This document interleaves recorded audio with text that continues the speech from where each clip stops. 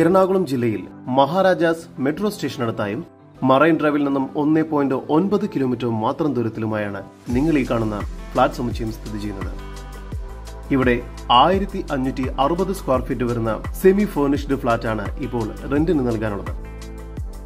ഇവിടെ നിന്നും ഹൈക്കോർട്ടിലേക്ക് 2 കിലോമീറ്റർ ദൂരവും കൂടാതെ മഹാരാജാസ് കോളേജിൽ നിന്നും എറണാകുളം ലോ കോളേജിൽ നിന്നും വാക്കബിൾ ഡിസ്റ്റൻസിലായാണ് ഈ പ്രോപ്പർട്ടി സ്ഥിതി ചെയ്യുന്നത്.